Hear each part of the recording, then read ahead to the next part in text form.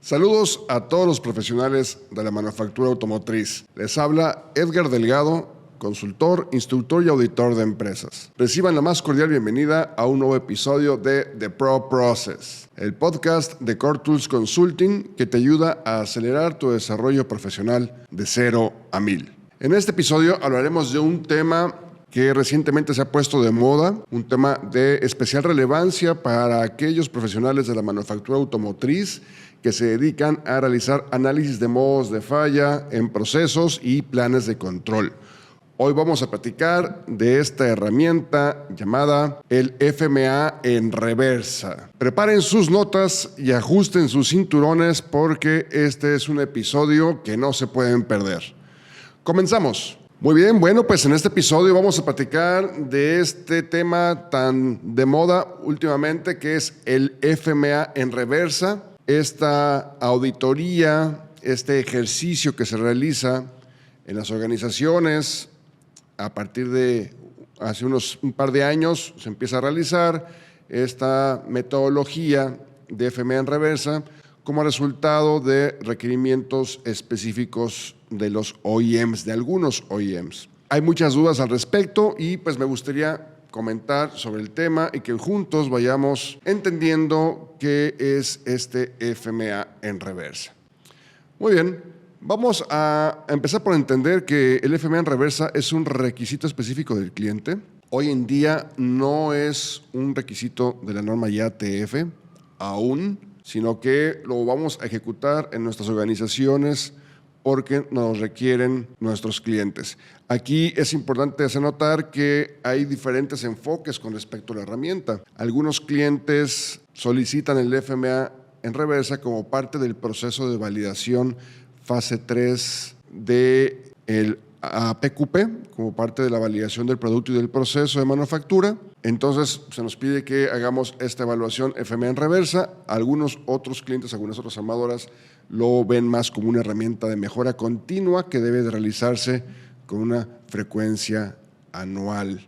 Entonces tenemos de ahí de entrada una diferencia en los conceptos. Bueno, ¿cuál es la intención de este documento, de este ejercicio FMA en reversa? Bueno, pues básicamente lo que vamos a hacer, jóvenes, es identificar nuevos riesgos en nuestros procesos. Vamos a mejorar nuestros análisis de falla actuales a partir de contrastarlos contra la realidad. Vamos a platicar en detalle de qué se espera de este ejercicio FMA en reversa. Primero, para poder tú realizar este tipo de auditoría necesitamos tener un proceso ya completamente definido, un proceso no nada más diseñado, sino también desarrollado e implementado.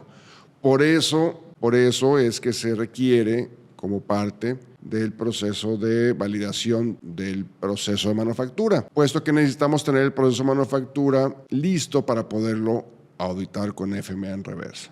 Igualmente, para poder hacer este ejercicio necesitamos tener nuestros FMAs de proceso, en este caso, nuestro plan de control y diagramas de flujo del proceso. ¿Dónde se realiza este ejercicio, esta evaluación? Se realiza en el piso de producción, en las instalaciones, en las máquinas donde se fabricará nuestro producto. Aquí debemos de incluir operaciones de retrabajo o reparación si es que tenemos, incluso las actividades de working process, aquellas que puedan ser esperas, transportes, también deben analizarse. Asegurarnos de cubrir todas las operaciones o estaciones declaradas en nuestro diagrama de flujo del proceso y recuerden siempre asegurando que al hacer la evaluación respetemos las reglas de seguridad de las respectivas áreas donde evaluaremos. ¿Cuándo se realiza el FMA? Ya platicábamos que para algunos clientes es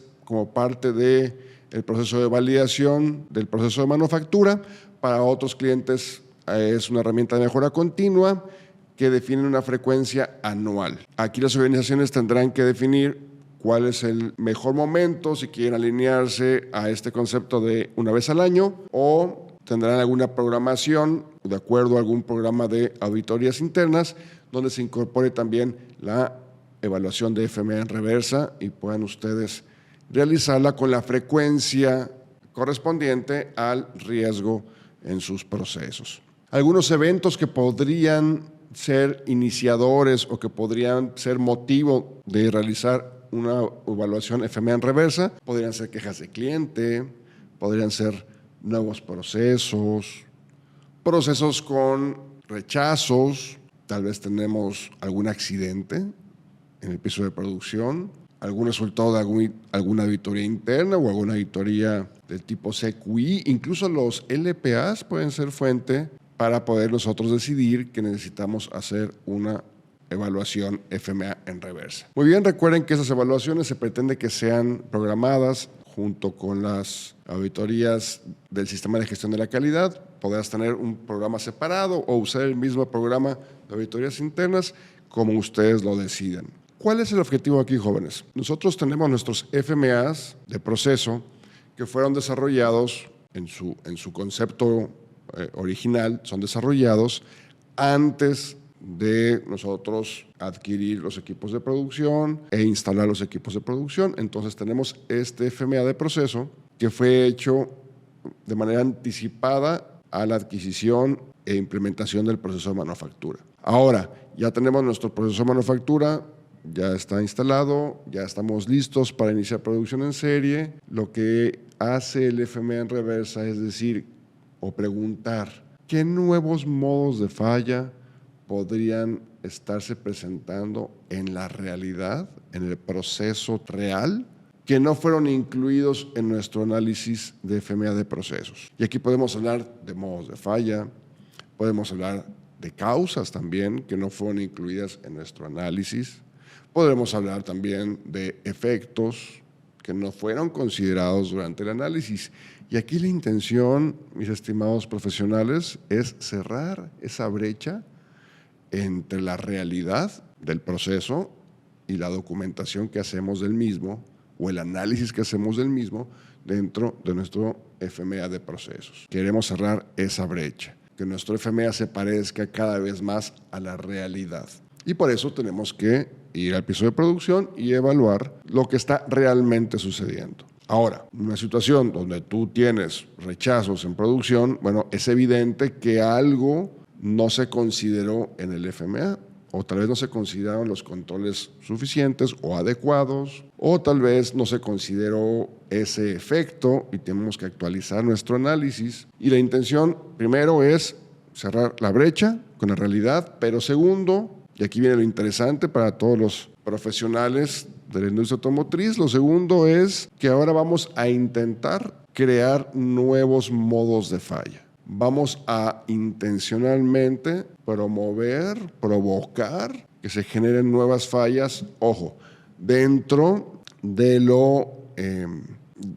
dentro de lo razonablemente esperado en el día a día del proceso. Es decir, si alguna parte puede ser ensamblada en forma incompleta o desalineada, o si lleva una orientación desorientada, o puede no ser ensamblada, entonces vamos nosotros a detectar esa posibilidad, vamos a buscar en nuestro FMA si esa posibilidad está considerada, cuáles son los controles que se han definido, vamos a ver que esos controles estén realmente implementados, y en caso de que esta posibilidad no haya sido considerada en nuestro FMA, bueno, pues vamos a actualizarlo para que a partir de ahí podamos definir la mejor estrategia de control. Y entonces este FMA de reversa nos ayuda a estar siempre en contacto con la realidad. ¿Cuál sería un flujo natural para hacer FMAs en reversa? Bueno, tendríamos que primero el equipo, que ahorita vamos a platicar de quiénes deben conformar este equipo, el equipo de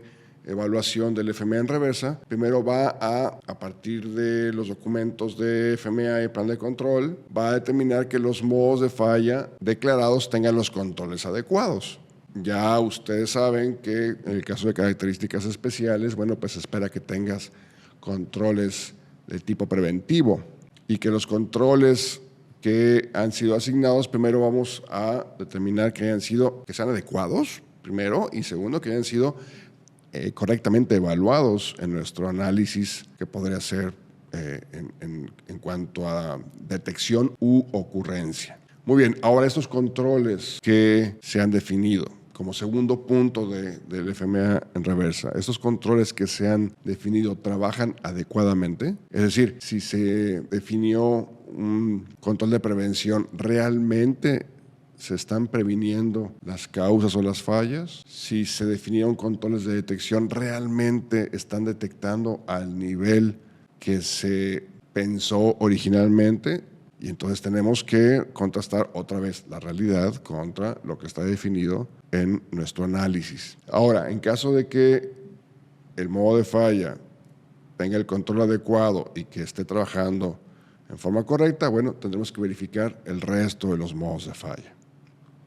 Si los modos de falla que hemos revisado, todos ellos, están adecuadamente controlados, bueno, entonces ahora vamos a preguntarnos ¿y qué nuevos modos de falla podemos tener en el FMEA?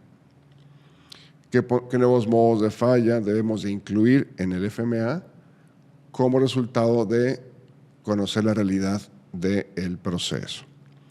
Muy bien, aquí hay unas recomendaciones generales. Un tema interesante aquí en el FMEA reversa es que hasta hoy no hay una referencia, digamos, oficial, no hay un documento de la AIAG que nos diga cómo se hace un FMEA en reversa.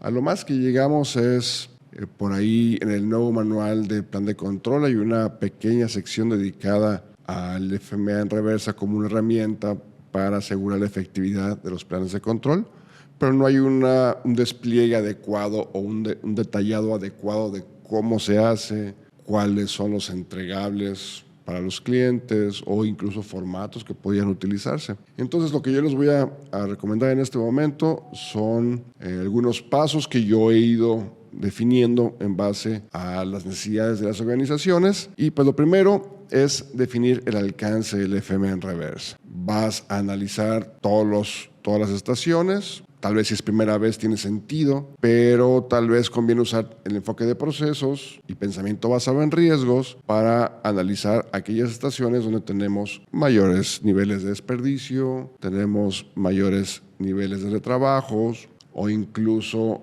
accidentes o lesiones para nuestros operadores. Dentro del alcance tenemos que también definir si vamos a hacer la auditoría, el ejercicio para todos los clientes o solo para aquellos que nos estén requiriendo que cumplamos con este requisito. Ahora, tenemos que preparar al equipo de trabajo. Aquí se pretende que los que auditen el proceso pues tengan la capacidad de leer, de entender en forma efectiva los elementos de un FMEA de proceso, los elementos de un plan de control. Aunque también se recomienda tener ojos frescos, tal vez no en el sentido de que no conozcan el proceso, sino más bien ojos frescos en el sentido de que conocen otros procesos, conocen de FMEAs, pero no han evaluado FMEAs de este proceso. Eso sería mucho mejor.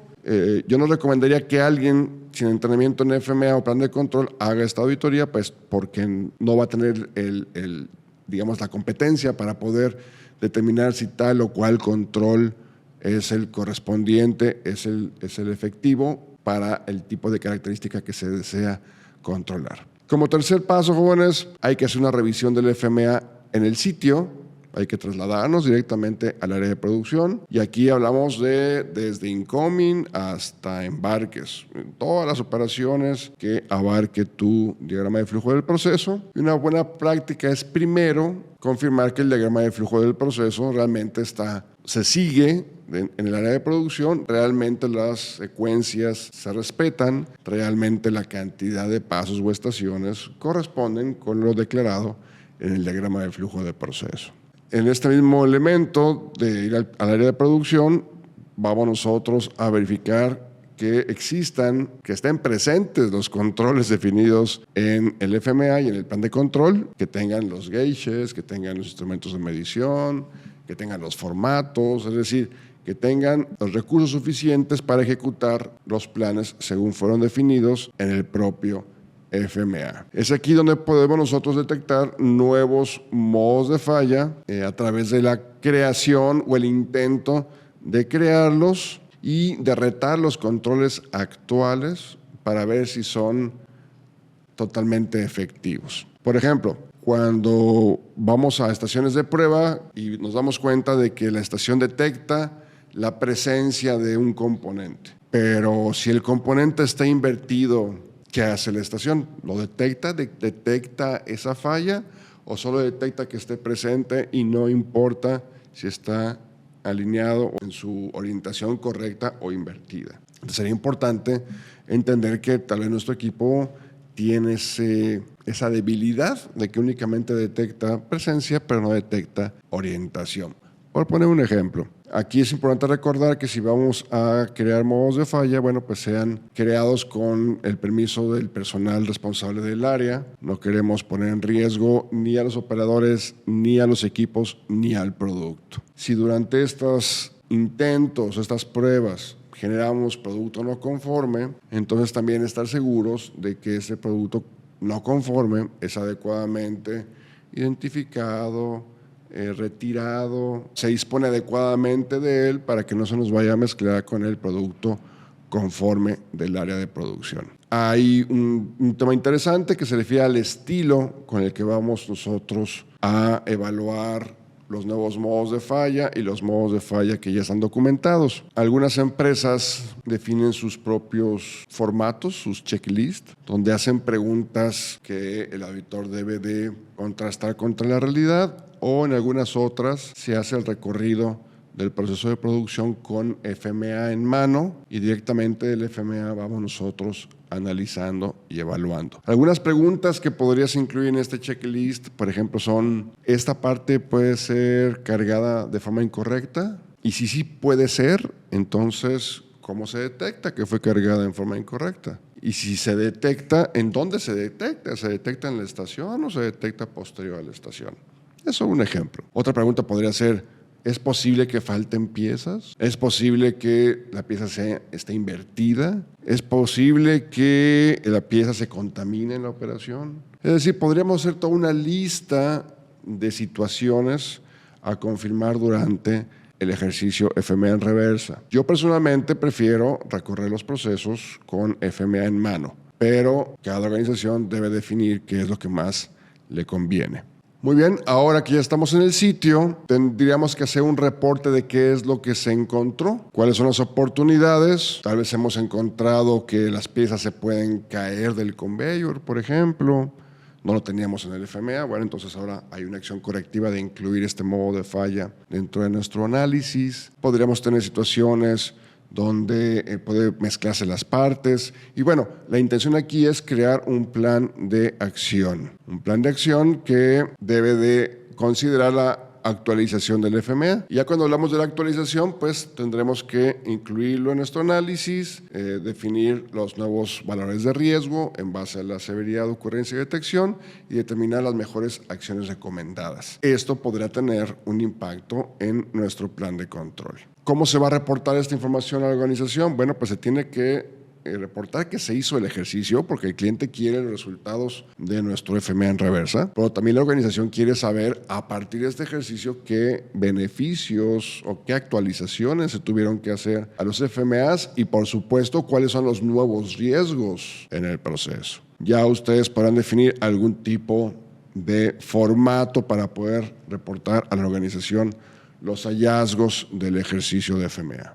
Posterior a esto, después de actualizar nuestro FMA, tal vez también se necesita actualizar nuestro plan de control, algunos formatos, instrucciones, procedimientos. Bueno, eso puede desencadenar toda una serie de cambios en nuestro sistema de gestión, cambios que son buenos porque nos está acercando más a la realidad del proceso. Y por supuesto, como muchos de los procesos dentro de la industria automotriz, se pretende que esta información sea compartida, el read across, con otros procesos, con otros productos, con otras plantas. Y así todos nos beneficiamos de este ejercicio FMA en reversa. El concepto de FMA en reversa es un poco polémico. He escuchado por ahí varias voces que dicen que no debería de existir la FMA en reversa porque las organizaciones tendrían que estar constantemente confirmando la realidad contra lo que tenemos documentado.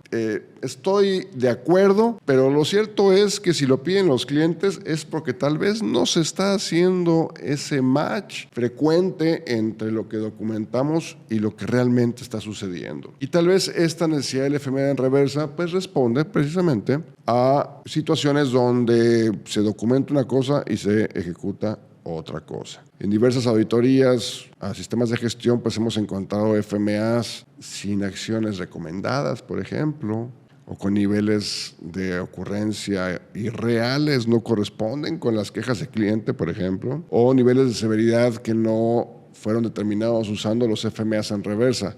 Entonces, sí tenemos hoy en día una necesidad clara de cerrar la brecha entre la realidad y nuestros análisis. Esta es la función de nuestro FMA en reversa. Si quieres que ayudemos a tu organización a hacer FMAs en reversa efectivos que generen valor y que cumplan requisitos del cliente, ponte en contacto con Core Tools Consulting y juntos encontraremos la mejor forma de ayudarte. No olviden visitar la página de Core Tools Consulting, www.coretools.com.mx. Nos encuentras en Facebook y YouTube como Core Tools México y a mí personalmente me puedes localizar en LinkedIn como Edgar Delgado Consultor. Pídeme conexión y ahí podemos platicar y compartir información relacionada con las diversas herramientas que usan los profesionales en el sector. Muy bien, mis estimados profesionales de la manufactura automotriz, les agradezco su atención y los invito a escuchar el próximo episodio donde platicaremos de los temas que te ayudarán a acelerar tu desarrollo profesional de 0 a 1000. Aporta tus conocimientos, tus comentarios y sugerencias para que juntos logremos que la industria de manufactura automotriz en México sea reconocida como la mejor a nivel mundial. Nos vemos en un próximo capítulo. Hasta la vista.